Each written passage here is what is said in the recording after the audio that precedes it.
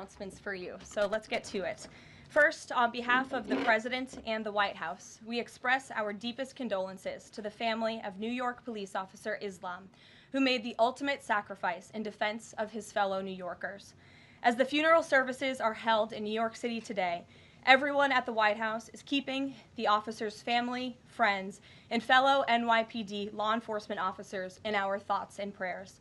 The President has always, and will always, proudly stand with our men and women in blue. May God bless Officer Islam and the other individuals who were tragically killed in this senseless act of violence.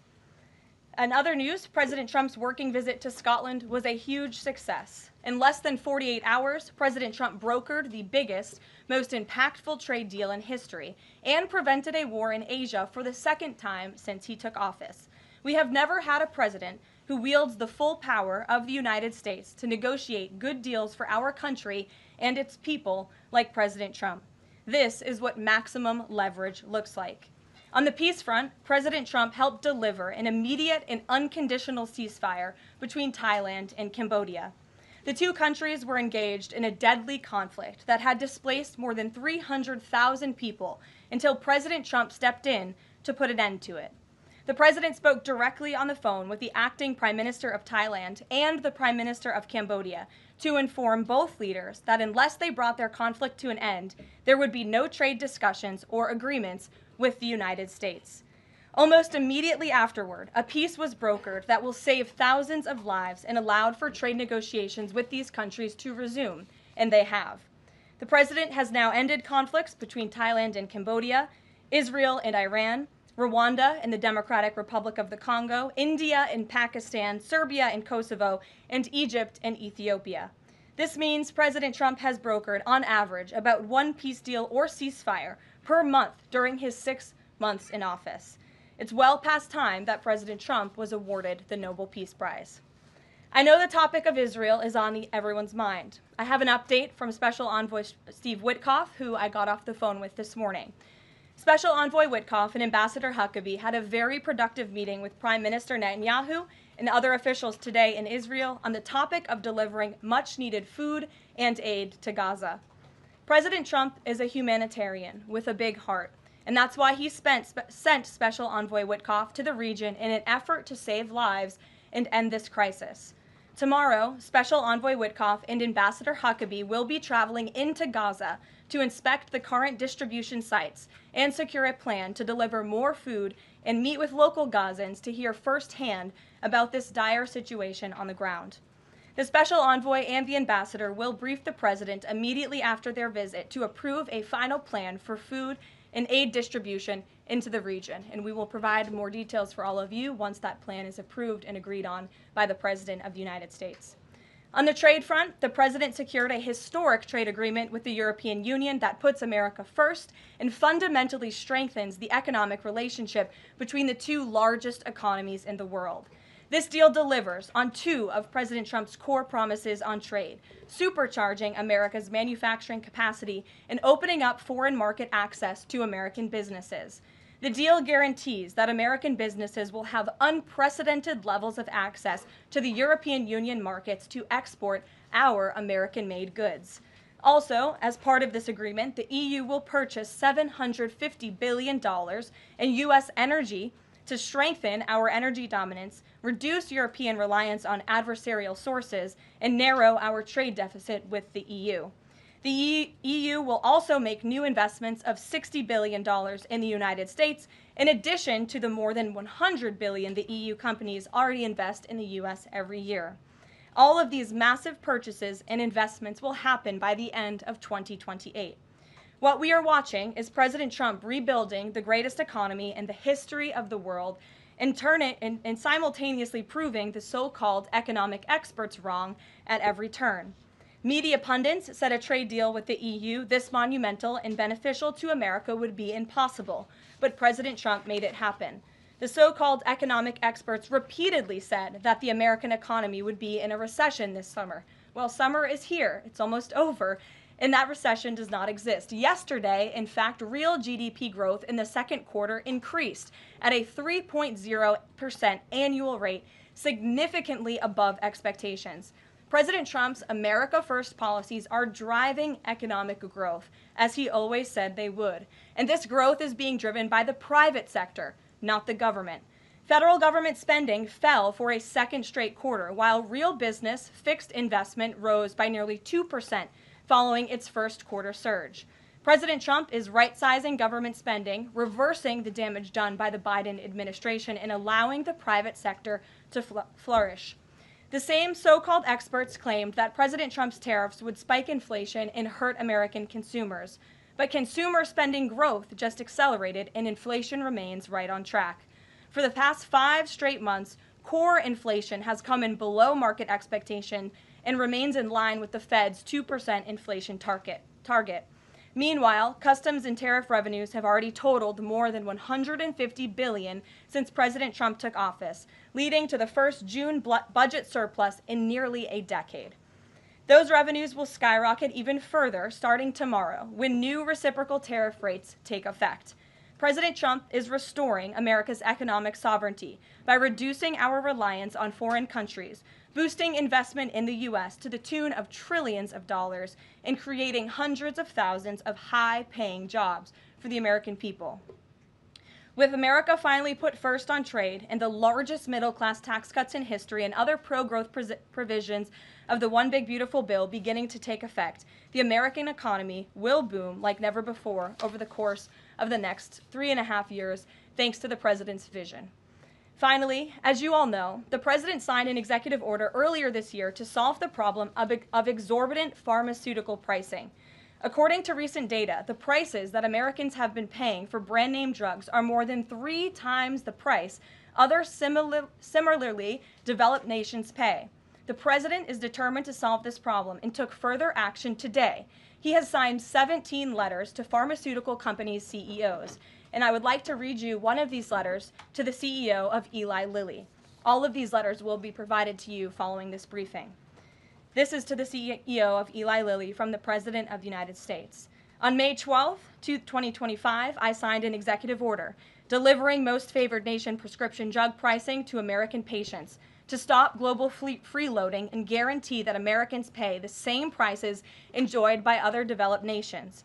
Right now, brand name drugs in the United States are up to 3 times higher on average than anywhere else for the identical medicines. This unacceptable burden on hardworking American families ends with my administration. Most proposals the Trump administration has received to resolve this critical issue promised more of the same, shifting blame and requesting policy changes that would result in billions of dollars in handouts to industry. Moving forward, the only thing I will accept from drug manufacturers is a commitment that provides American families immediate relief from the vastly inflated drug prices and an end to the free ride of American innovation by European and other developed nations. Accordingly, I'm calling on Eli Lilly and Company and every manufacturer doing business in our great country to take the following actions within the next 60 days. Extend the most favored nation pricing to Medicaid, guarantee most favored nation pricing for newly launched drugs, return increased revenues abroad to American patients and taxpayers, provide for direct purchasing at most favored nation pricing. The President's team, including Secretary Kennedy and Administrator Oz, stand ready to implement these terms. The President expects to further engage with them immediately in good faith to deliver relief for American families. Make no mistake, a collaborative effort towards achieving global pricing parity would be the most effective path for companies, the government, and American patients. But if you refuse to step up, we will deploy every tool in our arsenal to protect American families from continued abusive drug pricing practices. Americans are demanding lower drug prices, and they need them today. Other nations have been freeloading on U.S. innovation for far too long, and it is time they pay their fair share.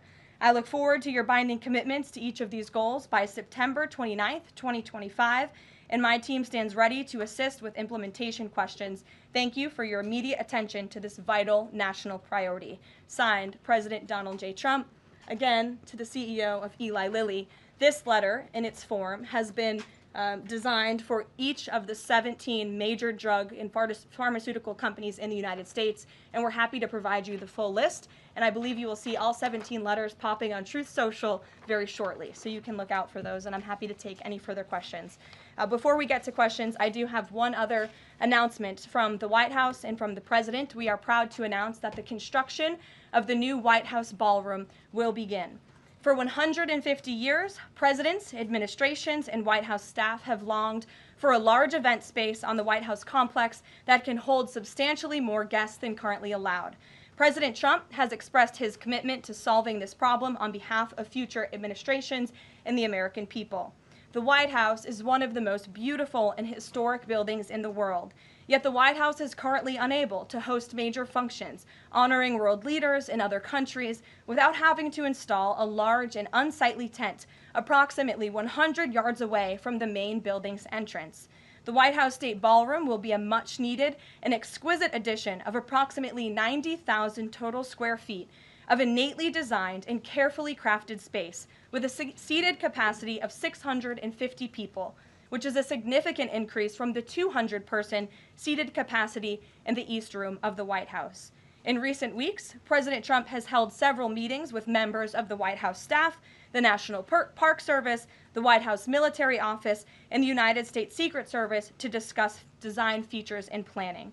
President Trump has chosen McCreary Architects as the lead architect, which is well known for their classical architectural design and based right here in our nation's capital. The construction team will be headed by Clark Construction, and the engineering team will be led by AECOM. The project will begin in September 2025, and it is expected to be completed long before the end of President Trump's term. President Trump and other donors have generously committed to donating the funds necessary to build this approximately $200 million structure. The United States Secret Service will provide the necessary security enhancements and modifications. The White House ballroom will be substantially separated from the main building of the White House, but at the same time, its theme and architectural heritage will be almost identical. The site of the new ballroom will be where the small, heavily changed and reconstructed East Wing currently sits. The East Wing was constructed in 1902 and has been renovated and changed many times, with a second story added in 1942. White House Chief of Staff Susie Wiles has provided the following statement. President Trump is a builder at heart and has an extraordinary eye for detail. The President and the Trump White House are fully committed to working with the appropriate organizations to preserve the special history of the White House while building a beautiful ballroom that can be enjoyed by future administrations and generations of Americans to come. In the White House, we will continue to provide the American public and all of you in the press with updates on this project at whitehouse.gov/visit. And if you go there shortly, you will be able to see renderings and visuals of what this ballroom will look like, both the exterior and the interior. I have provided some photos for all of you in the room today. This is the interior of the ballroom space. It's quite beautiful. And then this is the exterior of the ballroom space. As you can see, it will come off of the executive mansion as it sits today, and the East Wing will be modernized and renovated. We're happy to answer any further questions on that, Jennifer. Since you're so eager, I will go to you, but first, as always, I want to start with our new media seat, Ben Weingarten. Why don't you go ahead, Ben? Thank you. In light of the release, the declassification of the annex to the Durham report today, beyond any potential prosecutions, the outcomes of which will likely be uncertain, what does the President believe justice for Russiagate ought to entail? Might it include restitution for those whose lives were upended as a consequence of Russiagate, and perhaps a major reorganization of the national security apparatus?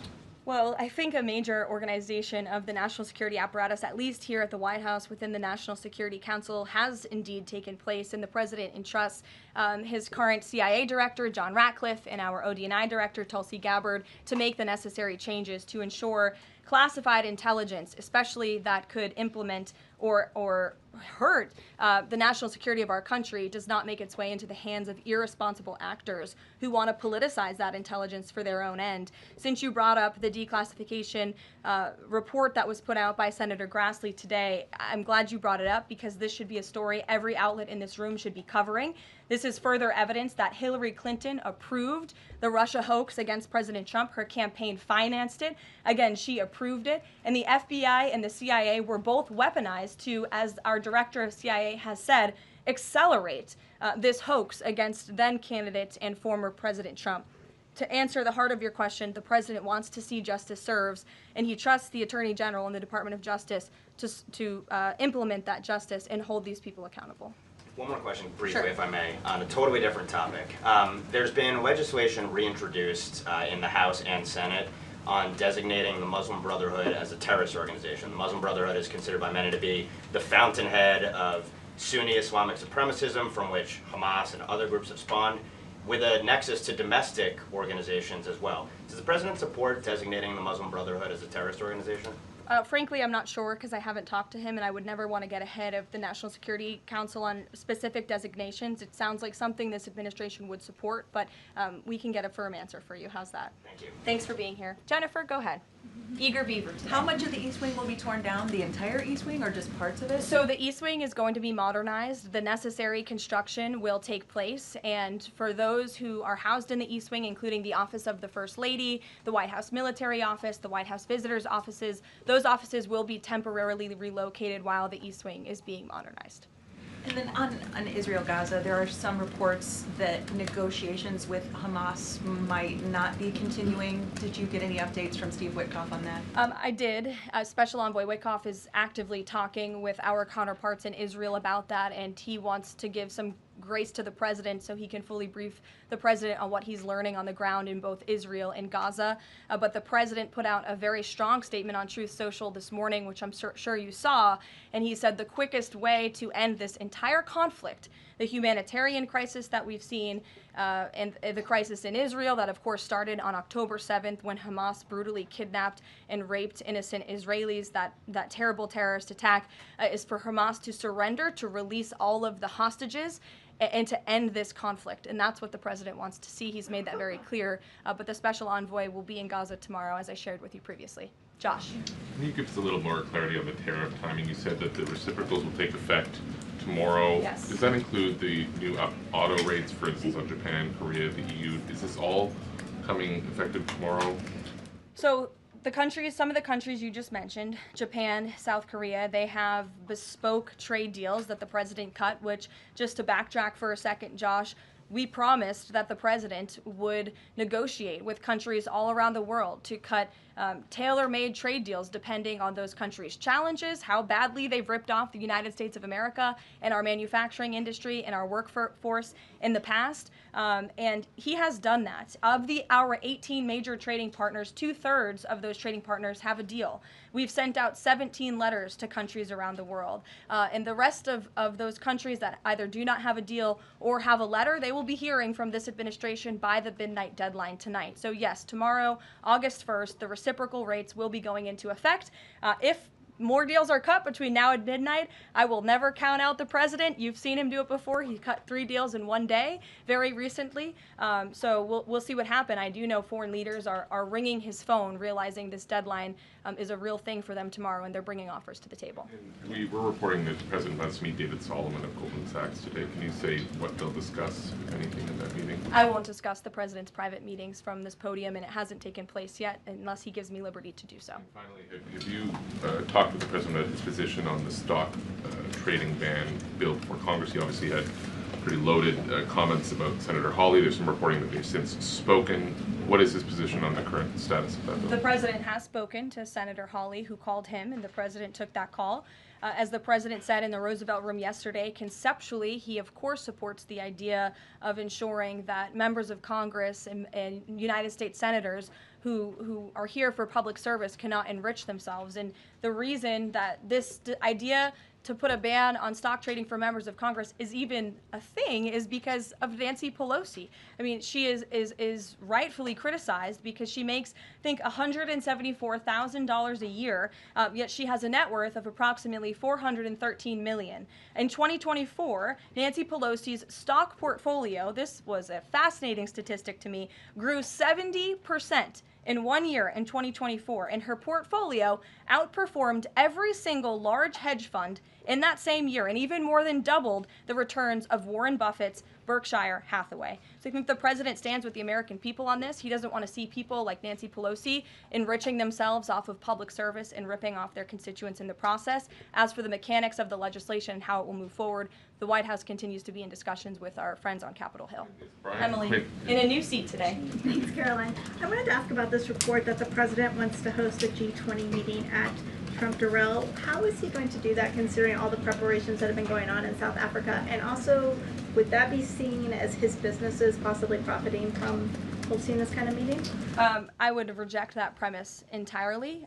We have announcements and details forthcoming on the G20, but my understanding is no firm announcement is ready to be made at this time. I did see the report, but we're not in a place to confirm it just yet. Michelle? Just on the tariffs, what are the logistics for imposing those? Does the president have to sign an executive order tonight? What's the timing of that? Yes, and he will be signing an executive order at some point this afternoon or later this evening. And as always, we'll keep you posted when that happens, and it will be released from our office. And are there some of these countries that have they all had contact with U.S. officials, or are there some countries that are going to get letters that have had no opportunity to negotiate with the United States? Well, there's a lot of countries that I know have reached out. I believe it's upwards of 200 countries around the world have reached out to the trade and tariff team.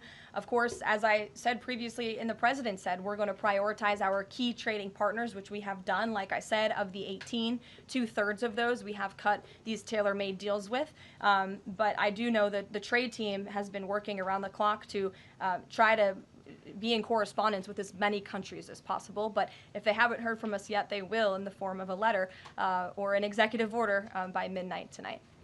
We'll go to the back. Sure, go ahead. In the back left. Thank you. Amanda, yes. Thank you very much. I have a talk ask about the U.S. Amanda, you can go up. U.S. and South Korea tariff negotiations. At the tariff negotiation between South Korea and the United States concluded yesterday. President Trump stated on his SNS, Truth Social, that he would announce the specific details of the investment in the United States at the South Korea-United States summit in 2 weeks.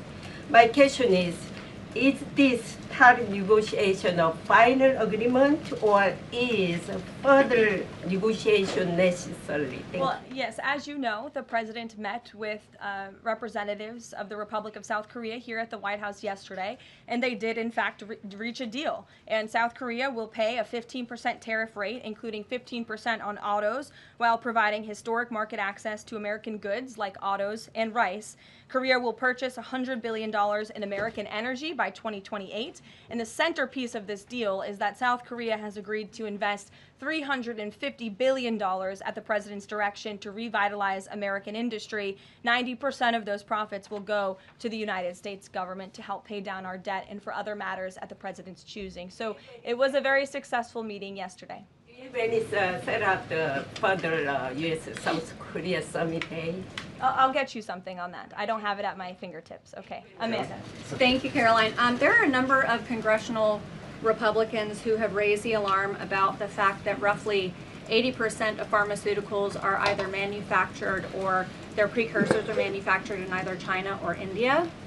There are some pieces of legislation, some recommendations, which include either onshoring, nearshoring, or friendshoring, those components of that. Do you know if the president intends to throw the weight of the executive behind that? I don't have any updates for you at this time. I do have an update on our EU trade deal. I stand corrected. It's not $60 billion in investments. It's $600 billion in investments. I want to make that very clear. And I personally watched the president behind closed doors with the European president in Scotland negotiating this deal. And he got the most juice out of that squeeze that he could. And he was constantly looking out for America's interests. So I just wanted to clarify that one point. Deanna. Thanks, Caroline. For the countries that don't have a deal yet, should we be looking at the April 2nd chart at all? Or is he negotiating and talking about having a set tariff rate, 10%, 20%? Those discussions are taking place with the trade team today, and again, we'll provide further guidance with that executive order once it is signed, and the answer to that question will be in that executive order. Is he looking to provide any more extensions today after his phone call with Mexico? Is there any other conversations like that? I do know that other foreign leaders around the world have reached out, and if the president decides to share the conclusions of those calls with all of you, he will do so himself. But I do want to reiterate what the president said about Mexico. Mexico is still paying tariffs. They're paying a 25% tariff on fentanyl, 25% tariff on cars, a 50% tariff on steel, aluminum, and copper. And additionally, Mexico has agreed to immediately terminate its non-tariff trade barriers, of which there are many. And as the president said, we will continue to talk to Mexico over the next 90 days with the goal of signing a larger trade deal. The key to this, again, is Mexico has agreed to terminate those non-tariff barriers and to continue to work with us in good faith. Mexico is a very unique situation of all the other countries around the world because, of course, we share our southern border with Mexico, which we've seen an increase in cooperation between Mexico's President Claudia Sheinbaum and our administration on clamping down on drug trafficking and human trafficking at the southern border. We appreciate those efforts and will continue to work in good faith and to continue to have these trade discussions as well. Joey. Yeah, thanks, Caroline. Just clarifying on a previous question.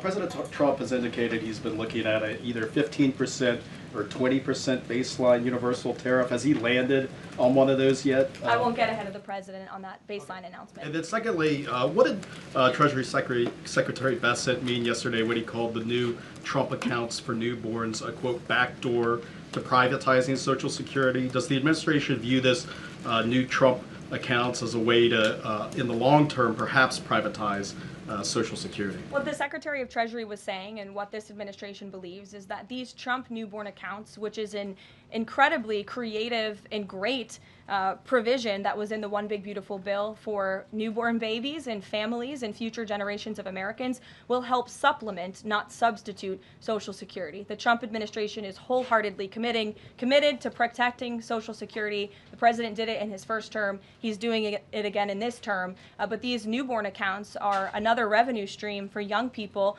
to watch their money grow throughout their lives and to one day be able to access those funds so they can hopefully build a home and live the American dream. Jake. Just one follow-up on tariffs and then one not. Is the president at all considering extending the August 12th China deadline at all? Is that in consideration? So look, on China, you heard from the president on Air Force One when we were returning from Scotland. You've heard from the Treasury Secretary as well, Ambassador Jameson Greer. They just spent 2 days in Geneva for their third round of talks with China.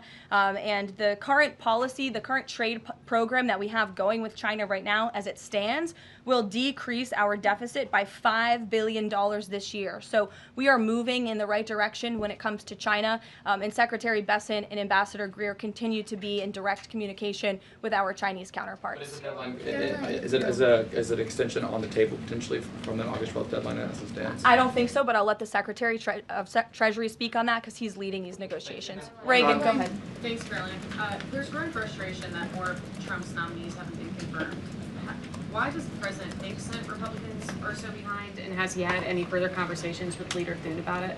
The president has had many conversations with his friends in the United States Senate about advancing his nominees, his judicial nominees through this process. It is critical that we get these good attorneys in these positions so that we can end the weaponization of justice, so we can have true law and order in our country. It's unfortunate the Democrats are playing political games, but the president has made it clear to Senate Republicans they need to do everything in their power to advance the president's nominees as well. Kelly, go ahead. Caroline, thank you. 2 questions real quickly. Sure. Nigeria. Congressman Chris Smith, Republican from New Jersey, is calling upon the President of the United States to do something in terms of imposing perhaps sanctions on Nigeria for the persecution of Christians living in the northern part of Nigeria by radical Islamic groups. Has he contacted the President yet? And do you know if there's any action that the President will take? I'm not tracking a call between the president and the head of Nigeria. I know the president wholeheartedly condemns the persecution of Christians or, frankly, of people of any faith all over the world, but I don't have any updates for you in terms of sanctions in this part of the world. My second question, Caroline, deals with immigration here in America. As you know, a lot of deportation has been going on. ICE has been going after violent criminals that are here illegally, and rightly so. In the midst of that, there are some evangelical pastors who are stating that it may have gone to a point of being indiscriminate and actually getting innocent people, like members of the clergy. Has the president and has ICE looked at that to see how they can actually go after those violent criminals, but also make sure that members of the clergy are still not being deported? Well, look, the administration has always maintained the position that anyone who illegally crosses our nation's borders is subject to deportation. That's just the law of the land, and we must be a nation that enforces our laws. But the priority from ICE, of course, is to deport, detain, arrest, and remove violent illegal aliens and criminals from our country. And they have been doing that at the rate of thousands of illegal violent criminals every single week, especially in Democrat-run sanctuary cities where these illegal violent criminals have been given a safe haven and have essentially been immune from our nation's laws under the previous administration. That's not happening anymore because of this president and Secretary Noem in the Department of Homeland Security, and we are going to be a nation of laws. And as we've said repeatedly, if you came here illegally, you are subject to deportation, but the priority are those public safety threats that we must remove from our communities. Thank you so much, Karoline. Two questions. So what Hamas hardens its position and Israel provides aid? Do you have any new information on the hostages that need aid too? And second question, we heard President Trump criticize President Macron and Prime Minister Starmer for their statement about recognizing a Palestinian state. What is the president's position on recognizing a Palestinian state, and will he recognize Israeli sovereignty in Judea and Samaria?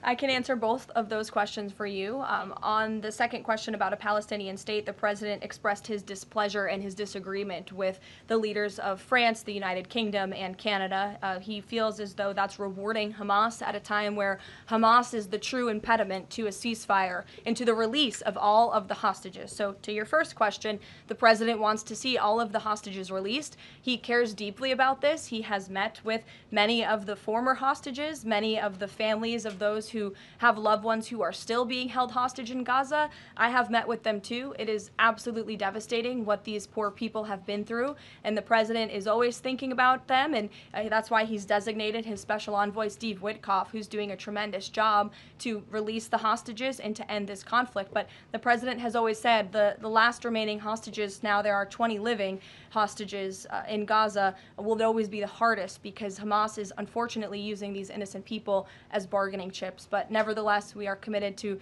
seeing this come to an end. Elizabeth. Thanks, Caroline. Part of the settlement with Brown prohibits it from performing transgender procedures or prescribing hormone puberty blockers, that type of thing. Will eliminating these types of procedures be a priority for the Trump administration in negotiations with other universities? I can tell you that ending the chemical castration of children in our country is a priority of this administration. We've talked to many of these universities about it, but the president has also taken very strong action to cut off the funding for any medical institution in this country that provides those barbaric procedures. The Brown University agreement, since you brought it up, is yet another win to root out anti-Semitic behavior on our nation's college campuses and unlawful racial discrimination. Brown has agreed to no longer allow unlawful racial discrimination in admissions or university programming. They have agreed to provide access to all relevant data and information to rigorously assess compliance with its commitment to merit-based admissions, and they will pay $50 million over 10 years to state workforce development organizations that comply with anti-discrimination laws, supporting regional economic growth and career opportunities. Brown will also adopt the definitions of male and female from President Trump's executive order, defending women and gender ideology extremism for women's sports, programming, facilities, and housing. Brown will no longer perform gender reassignment surgeries on minors or prescribe them puberty blockers or cross-sex hormones. And Brown will take steps to improve the campus climate for Jewish students and combat anti-Semitism on their campus. This is yet another huge win for American students and for those who love our country and want to abide by our country's laws. On the topic of defending women from gender ideology extremism and helping women's sports, the president will be signing an executive order at 4 o'clock today with some very famous professional athletes whom I'm sure you all know. And that executive order will be focused on strengthening athletics in our country and making America healthy again. And we are going to re-implement the presidential fitness test in America's schools, which is, I think, something all Americans can get behind. So you'll hear from the president in 2 hours, and we will see you all there. Thank you.